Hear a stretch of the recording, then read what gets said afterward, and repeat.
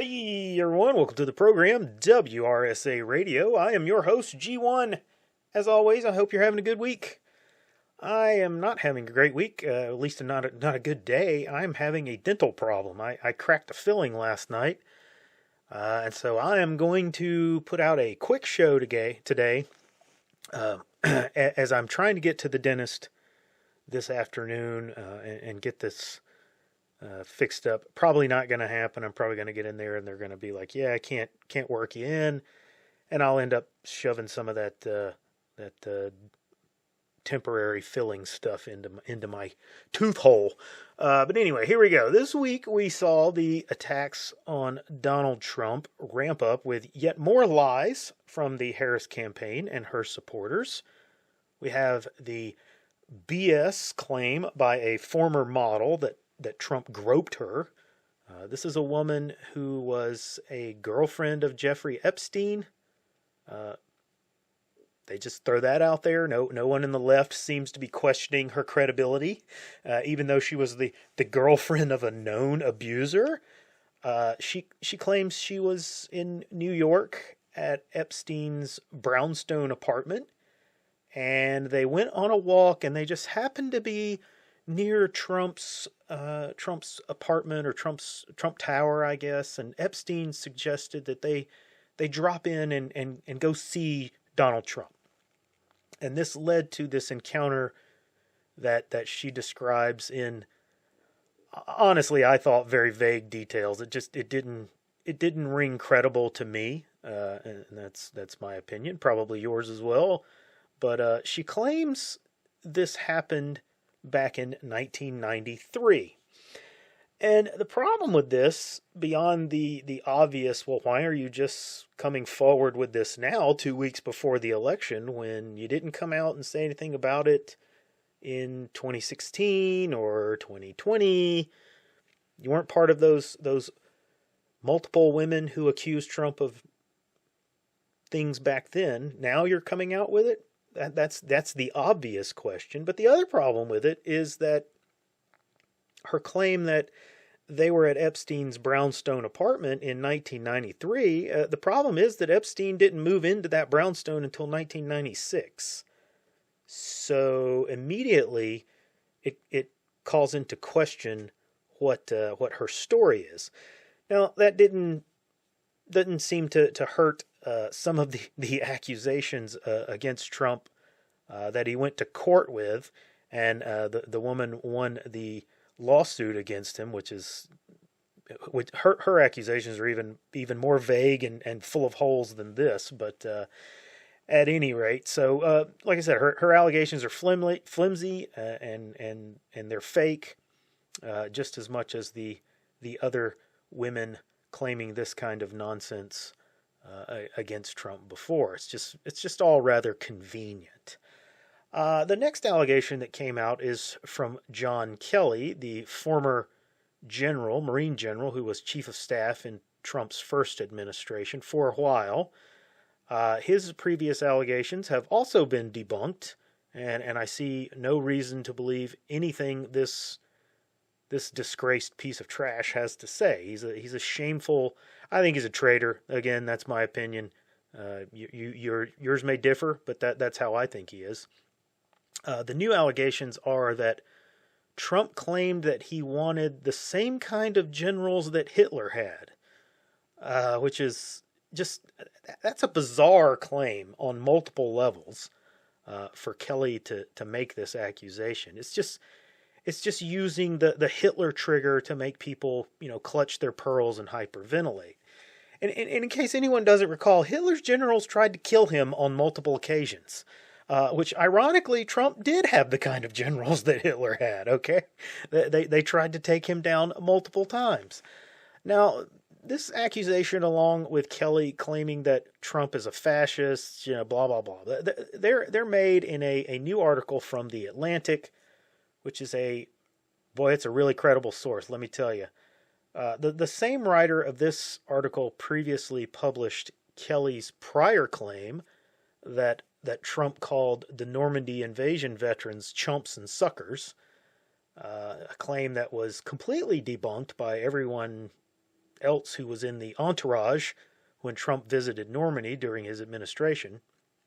Kelly just pulled that one out of his butt, and this writer, Jeffrey Goldberg, which is a kind of a funny name, but anyway, the Atlantic published this along with those prior accusations. And the Atlantic is owned by Lauren Powell Jobs, who is she just happens to be a pal of Kamala Harris. No reason to think that's not a problem, right? This is totally legit, bro. Really, trust me. And this article has multiple accusations, and in both, it's all been debunked already. The Kelly accusations, which is, it's just a rerun of the BS that was put out by this same group of anti-Trumpers a number of years ago. It's and then a more recent accusation, or a new accusation, and this is about a soldier who was murdered. And the undisclosed sources for Mr. Goldberg's article say that Trump disparaged the family of this soldier. Well, this accusation, as I said, was debunked immediately, not only by people who were involved in the conversation, in the meetings that were being had when this was discussed. This soldier was murdered by another soldier, and her body was disposed of in a very horrific story. And the issue with all this, beyond the loss for this family, was that it was not an active duty or in the course of action kind of situation. And so there was question about whether the military or the government would cover the funeral expenses for this soldier.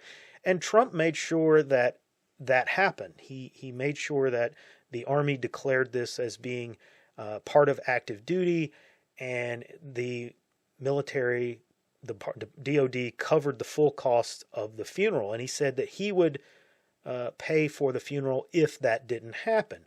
And it did happen. The government paid for that. The funeral was paid for the family, along with some donations that they got along the way. And this family was very thankful to Trump for making sure that happened. And they came out and debunked this nonsense as well. So once again, we have the Atlantic trying to be the source of an October surprise, and it's aimed to derail the Trump train, but it turns into just weak sauce.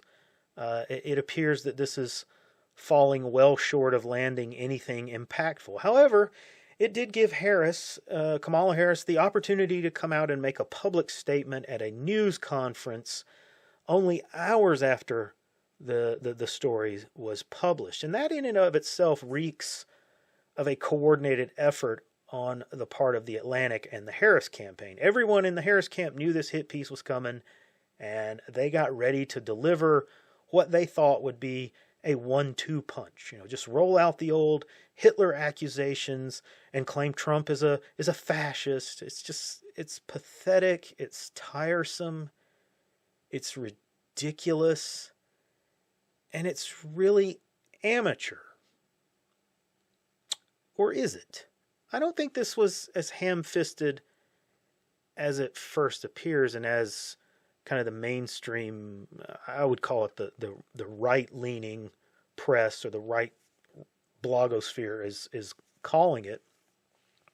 I do think it was a desperation move, no doubt, but I think this was a signal that was being sent to the unhinged elements of the left who are out there.